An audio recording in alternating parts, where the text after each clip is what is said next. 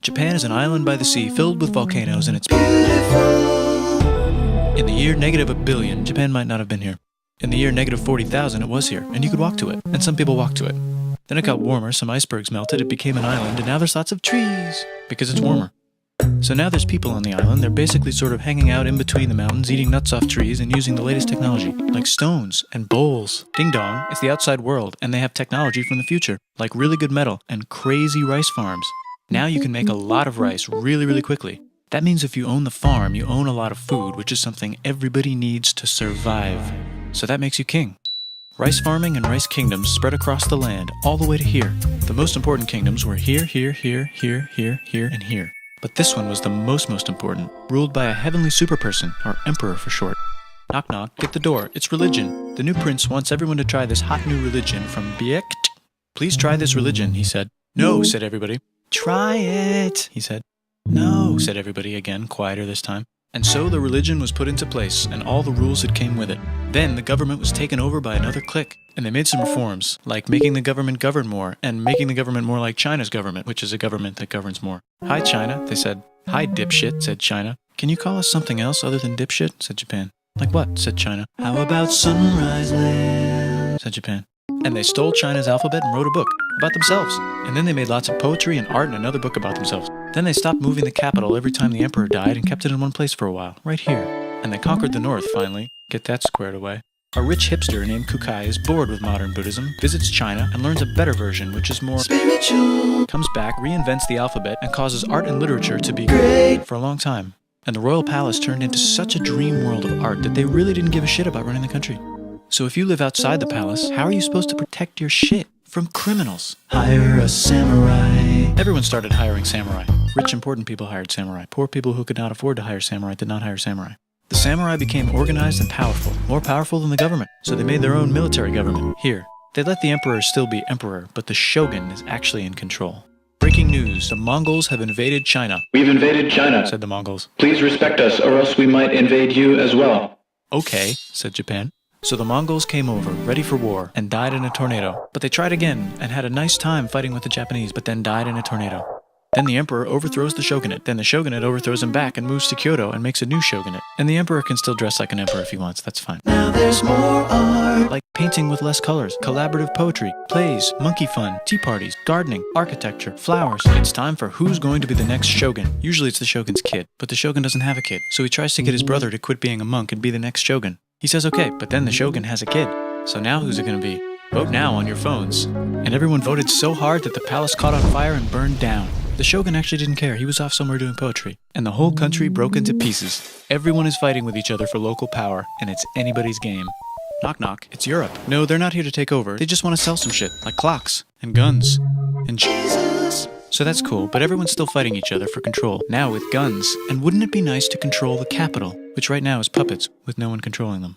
This clan is ready to make a run for it, but first they have to trample this smaller clan, which is in the way. Surprise, the smaller clan wins, and the leader of that clan steals the idea of invading the capital and invades the capital. And it goes very well. He's about halfway through conquering Japan when someone who works for him kills him, and then someone else who works for him kills them, and that guy finishes conquering Japan. And then he confiscated everybody's swords, and made some rules. And now I'm going to invade Korea, and then hopefully China, he said, and failed, and also died. But before he died, he told these 5 guys to take care of his 5-year-old son until he's old enough to be the next ruler of Japan. And the 5 guys said, yeah, right, it's not going to be this kid, it's going to be one of us, because we're grown-ups. And it's probably going to be this guy, who happens to be way more rich and powerful than the others. A lot of people support him, but a lot of people support not supporting him. They have a fight, and he wins, and starts a new government, right here. And he still lets the emperor dress like an emperor, and have very nice things. But don't get confused, this is the new government, and they are very strict. So strict they closed the country. No one can leave, and no one can come in. Except for the Dutch, if they want to buy and sell shit, but they have to do it right here. Now that the entire country was not at war with itself, the population increased a lot. Business increased, schools were built, roads were built, everyone learned to read, books were published, there was poetry, plays, sexy times, puppet shows, and Dutch studies. People started to study European science from books they bought from the Dutch. We're talking geography, skeletons, physics, chemistry, astronomy, and maybe even electricity. Over time, the economic and cultural prosperity began to gradually slow down. Knock knock. It's the United States, with huge boats, with guns. Gunboats. Open the country. Stop having it be closed, said the United States. There was really nothing they could do, so they signed a contract that lets the United States, Britain, and Russia visit Japan anytime they want. Choshu and Satsuma hated this. That sucks, they said. This sucks. And with almost very little outside help, they overthrew the shogunate and somehow made the emperor again and moved him to Edo, which they renamed Eastern Capital. They made a new government, which was a lot more Western. They made a new constitution that was pretty Western, and a military that was pretty Western. And do you know what else is Western? That's right, it's conquering stuff. So what can we conquer? Korea.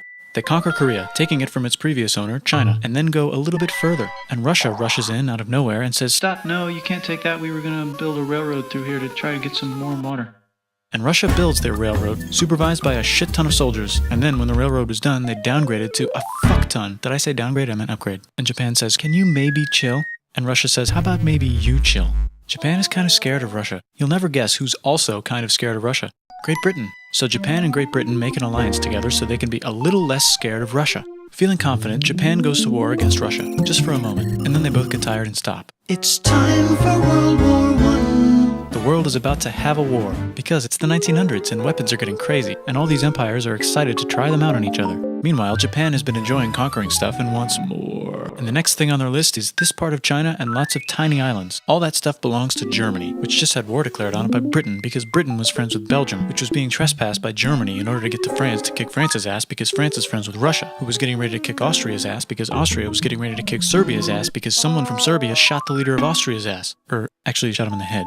And Britain is currently friends with Japan, so you know what that means. Duh, Japan should take the islands. Which they wanted to do anyway, so they called Britain on the telly to sort of let them know. And then they did it. And they also helped Britain a little here and there with some errands and stuff. Now the war is over, and congratulations, Japan, you technically fought in the war, which means you get to sit at the negotiating table with the big dudes, where they decided who owns what. And yes, Japan gets to keep all that shit they stole from Germany. You also get to join the post-war mega alliance, the League of Nations, whose mission statement is to try not to take over the world. The Great Depression is bad, and Japan's economy is now crappy, but the military is doing just fine, and it invades Manchuria. And the League of Nations is like, "No, don't do that. If you're in the League of Nations, you're not supposed to take over the world." And Japan said, "How about I do anyway?" And Japan invaded more and more and more and more of China, and was planning to invade the entire East. You've got mail. It's from Germany, the new leader of Germany. He has a cool mustache, and he's trying to take over the world and needs friends. This also got forwarded to Italy. They all decided to be friends because they had so much in common. It's time for World War II. Germany is invading the neighbors. Then they invade the neighbors' neighbors. Then the neighbors' neighbors' neighbors, who happened to be Britain, said, "Holy shit." And the United States started helping Britain because they are good friends, and started not helping Japan because they're friends and our friends are not friends. Plus they're planning on invading the entire ocean. The United States is also working on a large, very huge bomb, bigger than any other bomb, ever, just in case. But they still haven't joined the war. War looks bad on TV, and the United States is really starting to care about their image. But then Japan spits on them in Hawaii and challenges them to war. And they say yes. And then Germany, as a symbol of friendship, declares war on the United States also. So the United States goes to war in Europe, and they help the gang chase Germany back into Germany. And they also start chasing Japan back into Japan. And they haven't used the bomb yet and are curious to see if it works, so they drop it on Japan. They actually drop two.